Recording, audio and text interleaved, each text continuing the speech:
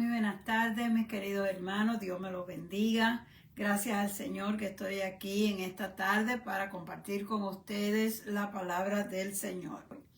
En esta tarde vamos a estar hablando acerca del misterio del Cordero.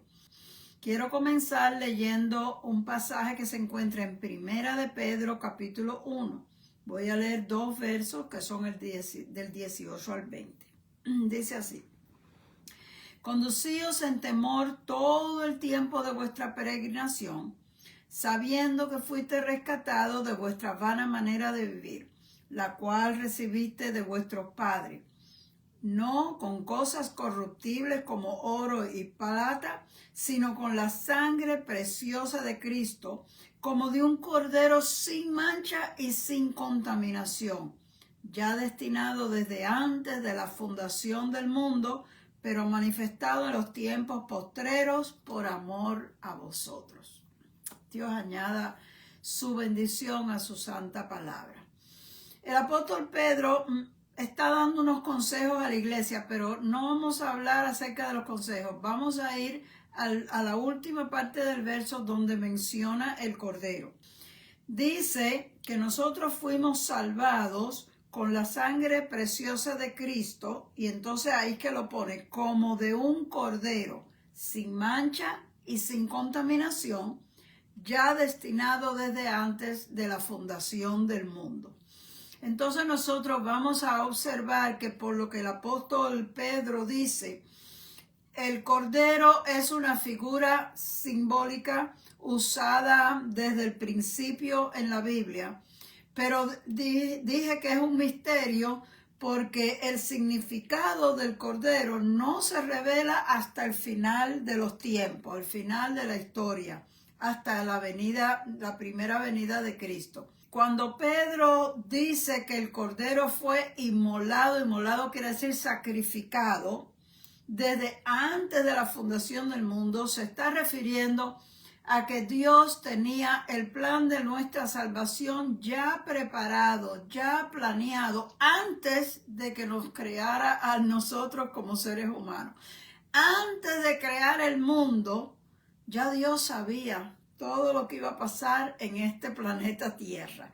Y a mí eso me maravilla cuando yo pienso en la sabiduría y en el conocimiento de Dios, que Él puede saberlo todo, nada le toma de sorpresa. Dios tenía planeado crear en este planeta seres humanos, pero ya Dios sabía que los seres humanos, Él no los quería crear a forma de marionetas o robots que tienen que hacer lo que Él mande.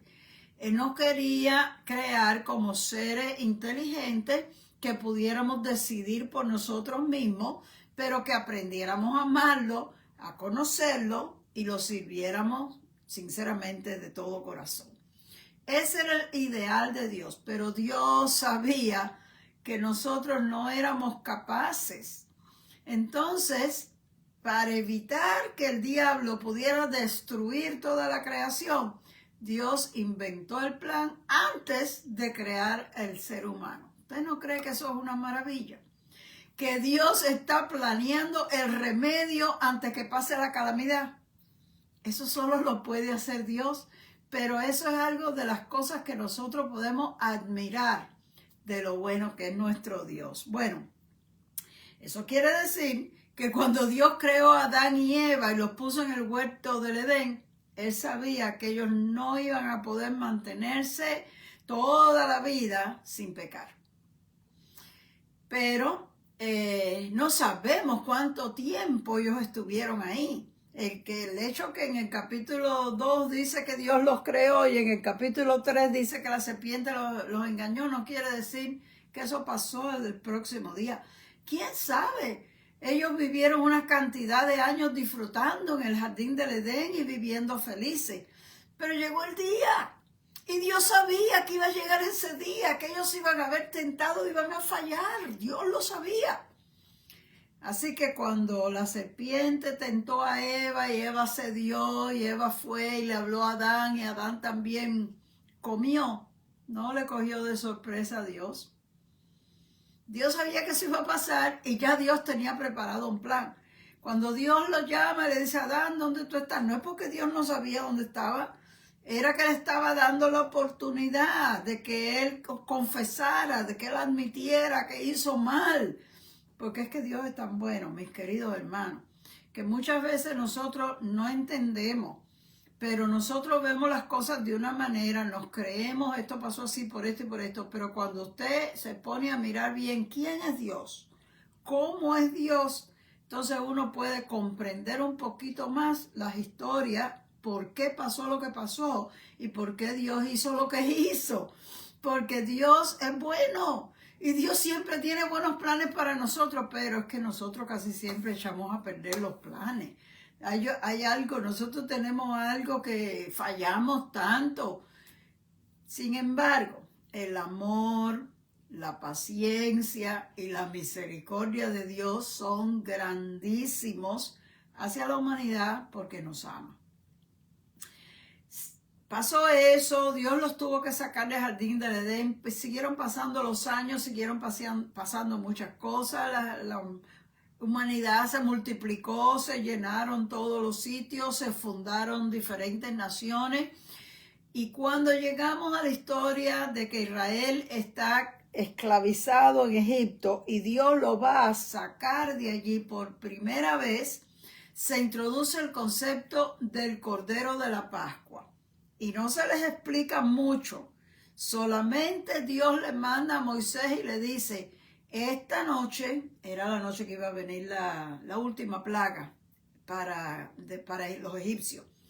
Esa última plaga era la peor porque en todas las familias de los egipcios iba a morir el primer nacido de cada familia. Y aún entre los animales, el primer nacido de cada grupo de animales también iba a morir, todos los primogénitos, de los hombres y de los animales. Entonces Dios le dice a Moisés, dile a Israel que cada familia separe un cordero que sea de 1 año y que no tenga defecto ninguno. Lo van a sacrificar. La forma en que ellos sacrificaban era degollando al animal para que le saliera la sangre, para no comer la sangre con el animal. Hoy en día muchos animales tuercen el cuello, pero la sangre se queda adentro. Entonces ellos le cortaban la vena para que saliera la sangre.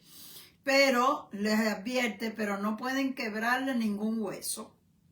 Entonces son unos detalles que el Señor ni les explica por lo que es, pero todas esas cosas van a ser símbolo de Cristo, aunque no está explicado. Por eso dije que este estudio se llama El misterio del Cordero. Dios les manda a hacer eso y les dice, cuando degollen al cordero, con esa sangre la van a poner en una vasija, con esa sangre van a pintar, marcar los dinteles de la puerta para que cuando el ángel de la muerte pase, no entre en esas casas. Esa es otra cosa muy curiosa. Lo que estamos mirando que el Señor les está enseñando a ellos es que ese cordero iba a salvarle la vida a los que estaban adentro de esa casa.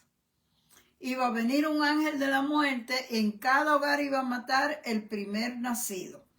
Pero donde estuviera la sangre del cordero, en esa casa el ángel de la muerte no iba a entrar. O sea, el cordero moría en sustitución al primogénito que debía de haber muerto esa noche. Pero fíjense cómo son las cosas. ¿Qué es eso de que hay que pintar la marca para que el ángel vea la sangre y no entre ahí? ¿Ustedes creen que Dios no podía decirle, mira, los israelitas viven aquí, los egipcios acá? Porque no vivían juntos. Ellos no vivían en el mismo pueblo. Los egipcios no permitían que los israelitas vivieran ahí. Ellos venían a trabajar, pero ellos vivían en Gosén. Y ellos tenían que estar allá y venir a trabajar todos los días, porque ese era su lugar, porque bien claro lo dice la Biblia en cada una de las plagas, que la plaga le caía a los egipcios, pero en la tierra de Gosén no pasaba nada. Quiere decir que los israelitas seguían viviendo en Gosén. ¿No podía Dios haberle dicho al ángel, no vayas a Gosén? Todos los que viven en Gosén son israelitas.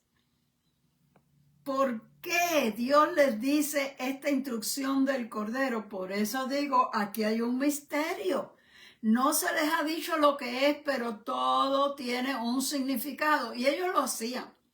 De hecho, Dios le dijo a Moisés, dile a los israelitas que esta Pascua va a ser una fiesta que ellos deben celebrar siempre. De ahora en adelante, todos los años, ellos tienen que celebrar la Pascua en recuerdo, en memoria de lo que sucedió aquí en esta noche. Así que ellos tenían que celebrar eso a los puros detalles. Ellos estaban viendo algo sin entenderlo, que nosotros somos los que hemos venido a entenderlo después. Bueno, también cuando Dios le estaba dando las leyes a Moisés, le empieza a hablar acerca de las cosas que están prohibidas y Dios las considera pecado. Ustedes saben que la Biblia dice, el apóstol Pablo dice que donde no hay ley no hay pecado. Si tú no sabes que lo que estás haciendo es algo malo que ofende a Dios, no se te puede contar como pecado. Pero la conciencia de cada uno le da a entender a ciertas cosas que nadie te tiene que decir para que tú sepas que están mal. Pero cuando uno vive entre gente pervertida, uno se acostumbra a ver las cosas y oír las cosas que ellos hablan y las cosas que ellos dicen. Y uno empieza como a adaptarse. Bueno, todo el mundo lo hace. Nadie piensa que esto está malo. Bueno, quizás no tiene tanta importancia. Y empezamos a aflojar de las cosas que nuestra propia conciencia nos está diciendo. Por eso es necesario que haya unas regulaciones, una ley. Y Dios le empezó a dar a Moisés una gran lista de cosas de lo que él quería, cómo él lo quería y de lo que él no quería que hicieran y las cosas que estaban totalmente prohibidas. Pero, otra vez, Dios sabe que nosotros como seres humanos, por más que queremos, no podemos mantenernos siempre haciéndolo todo bien. Ahora díganme ustedes. Nosotros que somos cristianos hoy en día, que conocemos al Señor y amamos a Cristo y servimos a Cristo, ¿hay alguien que pueda decir, yo nunca hago nada que no le agrade a Dios? Yo nunca pierdo la paciencia, nunca me altero, nunca digo algo que no debía haber dicho. Nunca me entero de un chisme y lo digo para adelante. Nunca hablo mal del prójimo. Nunca critico a alguien que no me cae bien. Nunca protesto y me quejo de algo que está... Bueno, quizás no cometemos los grandes pecados, pero hay una serie de pecados que son tan comunes que a veces uno sin darse cuenta cae en ellos. Y muchas veces, después que uno dijo lo que dijo, uno dice, ay, ¿por qué yo habré hablado así? O ¿por qué yo...? ¿Sabe? Uno como que se da cuenta, porque el Espíritu Santo redarguye a uno, pero casi siempre es después que ya uno lo hizo. Entonces Dios le está dando las leyes de lo que hay que hacer y lo que no hay que hacer. Y entonces le da una salida. Cuando el hombre haya pecado, puede venir delante del sacerdote y ahora otra vez aquí se introduce el cordero y traiga un cordero para el sacrificio. Bueno, nosotros sabemos que en el Nuevo Testamento el apóstol Pablo dijo que la paga del pecado es muerte. O sea, la persona que comete pecado merece la muerte delante de Dios. Y también hay otro verso en donde dice que sin derramamiento de sangre no hay remisión de pecados. En otras palabras, refiriéndose a la muerte, tiene que haber una muerte, alguien tiene que morir. Entonces Dios les está dando un sustituto. Pecaste, debiéramos de matarte porque eres pecador. Sin embargo, vas a traer una oveja, vamos a matar la oveja. La oveja es el sustituto. Tú vas a traer una oveja, vas a confesar, yo pequé y aquí está la ofrenda. La ofrenda es la oveja. La oveja es, o el cordero. El cordero es el macho de la oveja. Es el que va a morir en lugar del hombre que cometió el pecado. Es el sustituto por el pecado. Así que ya vemos dos funciones del Cordero. En la Pascua, el Cordero salvaba la vida de los primogénitos. Y en la ley, el Cordero es el sustituto por los pecados de cada persona que reconozca. Vamos a la pregunta, ¿y por qué un cordero? ¿No puede ser cualquier animal? Bueno, podría ser, pero Dios escogió el cordero por alguna razón. Entre todos los animales, el cordero es el más sencillo, el más manso, el más humilde, el más tranquilo. No está alborotando, gritando, no ataca, no trata de matar a nadie, es muy pacífico. Y no solamente que es un animal muy pacífico.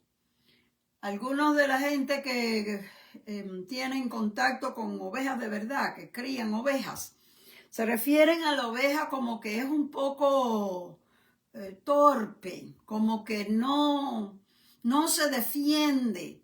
Viene el lobo a atacarla y ella lo ve y en vez de salir corriendo o ponerse arisca, bueno, si a un perro le viene otro perro a atacarlo, enseguida empieza a ladrar y saca los dientes. Bueno, la oveja lo único que hace es que llora. Se pone, pero se queda ahí. Se queda ahí, viene el lobo y la agarra. En otras palabras, se deja matar. ¿Ustedes creen que es casualidad que Dios haya escogido el cordero para significar lo que iba a significar después? Vamos a dejarlo ahí, no vamos a hablar más nada de eso por ahora. El profeta Isaías es el primero que conecta la figura del Cordero con el Mesías. Y en ese capítulo tan lindo de Isaías 53 hay un verso que dice: como cordero fue llevado al matadero, y como oveja delante de sus trasquiladores, enmudeció, no abrió su boca. Los trasquiladores son los que le quitan la lana a la oveja.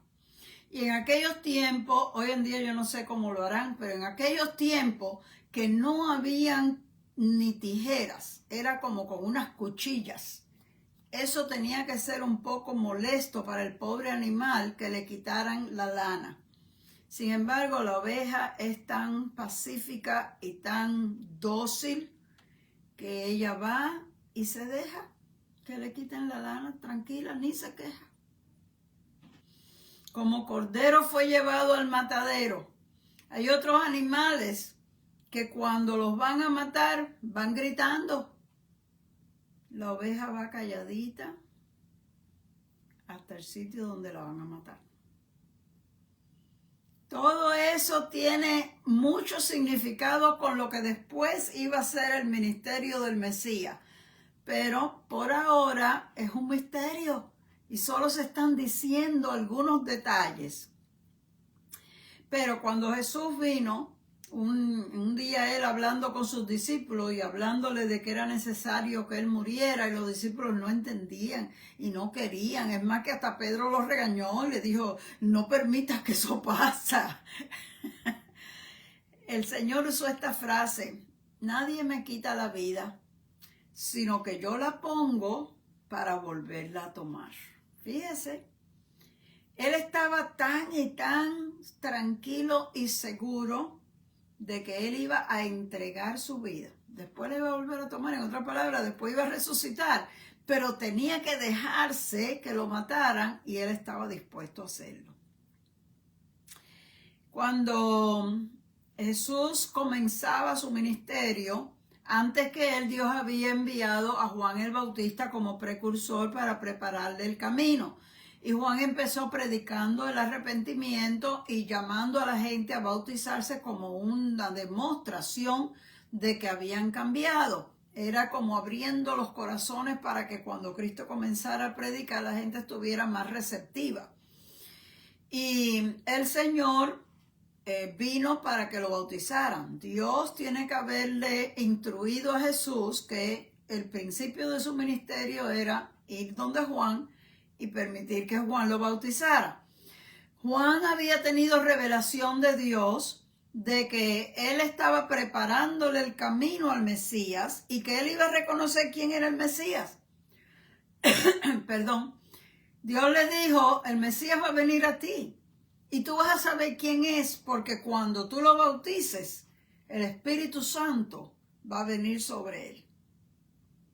Entonces Juan siguió su ministerio predicando y bautizando, y un día llega Jesús para que él lo bautizara. Juan tuvo la revelación de que él era, y él lo presentó a la gente que estaba ahí diciendo, he aquí el Cordero de Dios que quita el pecado del mundo.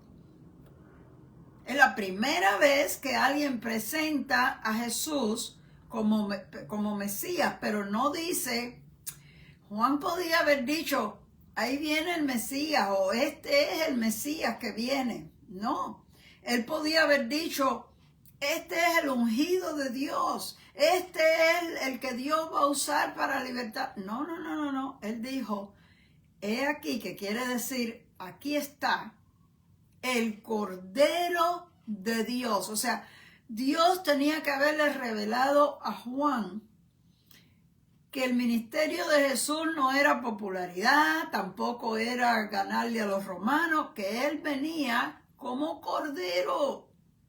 Y cuando dice que quita el pecado del mundo, el Cordero antiguo de los judíos era para ser sustituto del pecado del hombre, y era 1 a 1, cada persona tenía que traer un cordero.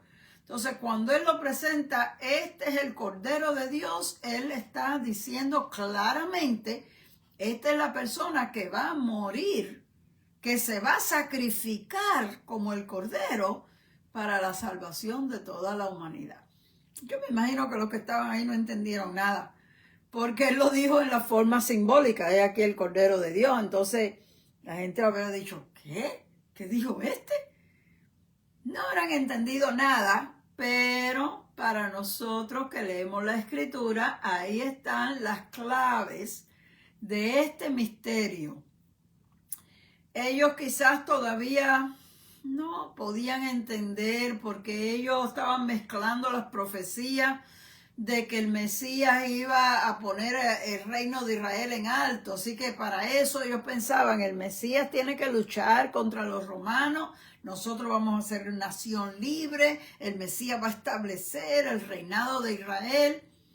Y no tenían la menor idea, no les estaba ni pasando por la mente que antes que eso pasara, el Mesías tenía que venir, como dijo el profeta Isaías, como un cordero y dejarse matar, ir al matadero, tranquilo, soportar los abusos sin quejarse, porque él venía con ese propósito de ser sacrificado para salvar a la humanidad. Entonces llegó el momento, y Jesús tratando de explicárselo a los discípulos, y ellos casi que no entendían, más bien se quedaban callados porque ya no sabían ni qué más decir, estaban asustados, porque el Señor les dijo que cuando fueran a Jerusalén, y al fin le dijo, bueno, pues vamos, ahora vamos para Jerusalén. Ellos estaban asustados pensando, ¿qué va a pasar aquí? Aquí va a pasar algo que no debía de pasar, porque ellos pensaban que eso de que Jesús muriera, eso no debía de pasar. Él lo que tenía era que luchar y vencer. Así que ellos estaban bastante confundidos. Pero llegó el momento, Jesús se dejó arrestar, y cuando lo están acusando los fariseos diciendo cuánta cosa, Pilato, que no está muy bien claro en nada, le empieza a preguntar, bueno, ¿qué tú dices? ¿Que tú eres rey? ¿Qué es eso que están diciendo?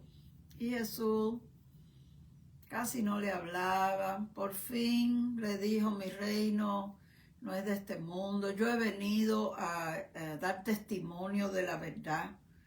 Y Pilato se quedaba como, ¿pero qué es la verdad? ¿De qué estamos hablando aquí? Entonces por fin, en un momento que están los judíos diciendo crucifícale y eso, él le empieza a hacer muchas preguntas, Jesús no le está ni contestando, y él le dice, pero a mí no me contestas nada, tú no sabes que yo tengo autoridad para darte la vida o quitártela. Entonces ahí sí fue que Jesús habló y le dijo, ninguna autoridad tú tendrías sobre mí si no te hubiese sido dada de arriba. El Señor sabía exactamente lo que estaba haciendo. Mejor era que ni contestara porque era necesario que lo condenaran de una forma u otra. ¿Para qué él iba a tratar de defenderse si en realidad él tenía que recibir esa sentencia y él tenía que ser crucificado?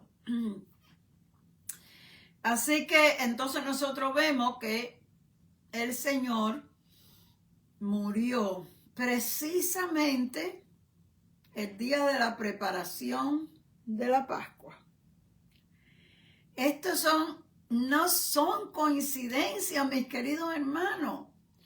Dios lo tenía todo planeado desde el principio. Y cuando los israelitas iban a salir de Egipto, Dios le había dicho, preparen, maten el cordero, pongan la sangre en las ventanas, que esta noche es la última comida que ustedes van a comer aquí. Mañana ustedes se van de aquí. Entonces les había dicho, esto lo van a celebrar para siempre. Esta es una fiesta continua. Los judíos seguían celebrando la Pascua y la Pascua se celebra de esa manera. Hay que matar un cordero, pero se mata el día antes, que es el día de la preparación, se mata. Porque el día de la Pascua es un día de gran solemnidad. Pero ustedes saben que los judíos, su día comienza a las 6 de la tarde. Quiere decir que todavía el día de la Pascua, durante la mañana, ellos pueden estar todavía trajinando y haciendo preparativos y cosas. Y a las 6 de la tarde se acabó todo. Ya todo tiene que estar preparado y todo el mundo se sienta. Y de 6 a 6 es lo que ellos llaman un día de reposo. De 6 de la tarde a las 6 de la tarde del otro día, 24 horas, va a ser el día que ellos le llaman de gran solemnidad. Entonces los fariseos, ellos tenían muchas ganas de arrestar a Jesús y matarlo. Ya ellos estaban furiosos por la fama de Jesús. Pero dice bien la Biblia que ellos no querían hacerlo durante la fiesta para no causar mucho alboroto. Ellos sabían que había mucha gente que defendían al Señor y creían que Jesús sí era el Mesías. Entonces no querían. Terminaron haciéndolo en medio de la fiesta en el primer día. Y sin embargo, nosotros vemos que los discípulos le preguntan, después de la entrada triunfal, los discípulos le preguntan a Jesús, Señor, ¿dónde tú quieres que preparemos la Pascua? Aparentemente ellos estaban preparando, pero lo que sucede es que la fiesta duraba 7 días. Y ese primer día coincidía con la fiesta de los panes sin levadura, que también tiene que ver con la salida de Israel. Los panes sin levadura eran un símbolo del apuro con que ellos estaban preparando las cosas. No daba tiempo de preparar un pan en la forma correcta, sino como sea, vamos a preparar esto para la comida. Para la comida de la Pascua, Dios les había dicho que comieran panes sin levadura. La levadura es símbolo de pecado. También cada cosa tiene su simbolismo. Pero lo que nosotros vamos a ver es que cuando los discípulos le dicen, ¿dónde quieres que preparemos la Pascua? Se está refiriendo que vienen 7 días de fiesta. Ellos no saben que Jesús va a ser arrestado ese día. No lo saben. Ellos acaban de hacer una entrada que pareció normal, la entrada triunfal, entraron en Jerusalén y todavía no ha pasado nada. Entonces, la primera noche no se comía el cordero. La primera noche se comían los panes sin levadura, frutas, verduras y el vino. Y en esa noche que Jesús comió con los discípulos, no era la Pascua en sí, era una cena de la celebración de la fiesta de los panes sin levadura. Y ahí fue que el Señor instituyó la Santa Cena y le explicó el significado del pan y el significado del vino, refiriéndose al mismo. Esto es mi cuerpo que por ustedes es partido, y el vino, esta es mi sangre que por ustedes es derramada. Todavía no había pasado, todavía no había muerto y todavía su sangre no había sido derramada. Pero eso era lo que iba a pasar al día siguiente y él se lo está diciendo de antemano. Yo no sé si ellos estaban entendiendo bien todas las cosas. Yo pienso que ellos estaban muy asustados y les extrañaba todo lo que Jesús decía. Pero para nosotros, los que leemos ahora, podemos poner cada pieza del rompecabezas en su lugar y entender el significado de cada una de las cosas que se hicieron. Entonces, después de la cena, ellos fueron al jardín del Getsemaní. Jesús estuvo orando unas cuantas horas y allí durante la noche lo arrestaron. Al día siguiente, por la mañana, lo llevan a los juicios. Primero con el sumo sacerdote, luego con Pilato, y luego lo mandaron con Herodes, lo regresaron para atrás con Pilato. Todos esos juicios que se hicieron en un solo día. Y ese era el día de la Pascua. Lo que pasa es que durante la mañana ellos pueden hacer algunas cosas, moverse, trabajar, preparar hasta las 6 de la tarde. Pero yo no sé si ustedes se han fijado que dice en el libro de Juan 18:28 que los sacerdotes no querían entrar en el patio de Pilato porque era un día de gran celebración. Ellos querían comer la Pascua por la tarde. Quiere decir, esa tarde era la Pascua.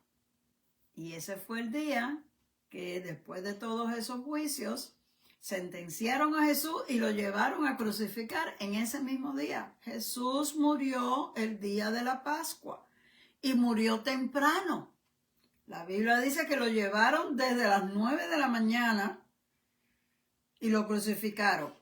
Que dice la Biblia la hora tercera del día. La hora tercera del día viene siendo las 9 de la mañana. Estuvo ahí crucificado y a la hora sexta murió. La hora sexta son las 3 de la tarde. Y no sé si ustedes se recuerdan que cuando ya vieron que se había muerto, ellos pidieron que bajaran el cuerpo para que no quedara ahí, porque ese era un día de gran solemnidad. Era el día de la Pascua. Jesús, el Cordero de Dios, murió precisamente en el día de la Pascua. ¿Ustedes creen que eso es pura casualidad? Yo lo miro como un misterio, como que Dios tiene todo planeado, pero para nosotros, digo misterio porque nosotros no lo sabemos, no lo habíamos descifrado, y ahora después de los tiempos es que nosotros podemos llegar a las conclusiones de por qué pasó lo que pasó. Pero nosotros vemos que más adelante hay 3 de los discípulos que se refieren a Jesús como Cordero. Uno es el apóstol Pedro. En 1 de Pedro 1:9 dice de esta manera, 1:19 al 24. El cual, refiriéndose a Jesús, el cual no cometió pecado ni se halló engaño en su boca, quien cuando lo injuriaban no respondía con injurias, cuando padecía no amenazaba, sino que encomendaba todo a aquel que juzga justamente, quien llevó él mismo nuestros pecados en su cuerpo sobre el madero, a fin de que nosotros, habiendo muerto a los pecados, vivamos a la justicia, por cuya herida fuimos nosotros curados. Más antes había identificado a Cristo en 1 de Pedro 1:19 como el Cordero sin mancha ni contaminación. Así que a la larga ellos entendieron que toda esa ceremonia que ellos celebraban todos los años del Cordero se refería a Cristo, que Cristo era el Cordero sin mancha, sin contaminación, que había sido ofrecido para la salvación de la humanidad. También el apóstol Pablo lo identifica de esa manera en 1 Corintios 5:7, porque dice, hablando de Cristo, porque nuestra Pascua, que es Cristo, ya fue sacrificada por nosotros. Así que Pablo también identifica a Cristo como el Cordero de la Pascua. Entonces, mis queridos hermanos, nosotros vemos que así como la primera Pascua marcó la liberación del pueblo judío de la esclavitud de Egipto, así la muerte de Cristo, que es el Cordero de Dios, marca nuestra libertad de la esclavitud del pecado. El Señor nos ha salvado a nosotros, librado a nosotros de la esclavitud del pecado, como dice en Romanos 8:2. Y así también como en la primera Pascua debía celebrarse en memoria, como una fiesta anual. Todos los años Dios le había requerido eso. Así también Jesús le dijo a sus discípulos que ellos debían de conmemorar la muerte del Señor en la Santa Cena hasta que Él regrese. Cuando el Señor les explicó el significado, esto es mi cuerpo y esto es mi sangre, le dijo, haced esto en memoria de mí todas las veces que lo hicieres, hasta que Cristo venga. Entonces nosotros también tenemos el mismo mandato, muy parecido al que se le hizo al pueblo judío. Así que el misterio del Cordero es finalmente confirmado en el Apocalipsis por el apóstol Juan. Así que ahora vemos 3 de los apóstoles que confirman a Jesús como el Cordero de Dios. Juan tuvo esa visión del Apocalipsis y la Biblia dice que él estaba como, no sé qué palabra usar, tan y tan sorprendido y maravillado por lo que veía. Pero hubo un momento en el capítulo 5 que él dice que él tuvo una visión del trono de Dios y Dios estaba sentado en el trono y tenía en la mano un rollo que estaba escrito por dentro y por fuera, pero el rollo estaba sellado para que nadie lo abriera. Ese rollo, Juan entendió que contenía profecías de lo que va a suceder, pero nadie podía abrirlo, nadie podía leerlo, ni siquiera mirarlo. Y la Biblia dice que Juan se angustiaba mucho, parece que él entendía que eso era importante y él quería poder saber, pero nadie podía hacerlo. Entonces el ángel que lo está dirigiendo a través de esta visión le dice, no temas. He aquí que el león de la tribu de Judá ha vencido para abrir el libro y para desatar sus sellos. Entonces Juan se calmó, ¿no? Porque la Biblia dice que él mismo dice, yo lloraba mucho. Él no solo que estaba preocupado, sino que hasta estaba llorando. Se calmó y va a mirar. Como el ángel lo anunció, dijo, el león de la tribu de Judá. Pero cuando él se vira, dice que lo que vio fue un cordero como inmolado. Fíjese, ahora estamos confirmando otra vez, ya estamos en el Apocalipsis, ya estamos en las revelaciones del cielo. Y no dice un cordero fuerte y bien activo, sino un cordero como inmolado. Inmolado quiere decir degollado.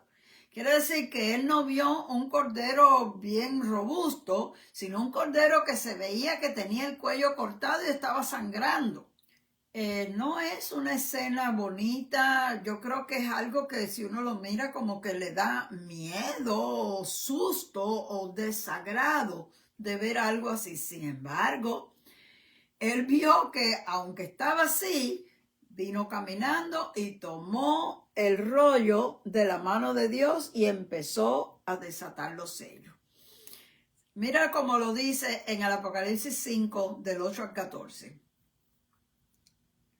Y cuando hubo tomado el libro, se refiere al Cordero, cuando hubo tomado el libro, los 4 seres vivientes y los 24 ancianos se postraron delante del Cordero. Todos tenían arpas y copas de oro llenas de incienso, que son las oraciones de los santos.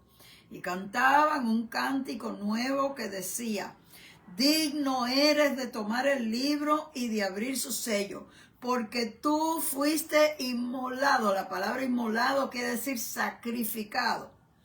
Y con tu sangre nos has redimido para Dios de todo linaje, de toda lengua, de todo pueblo y nación.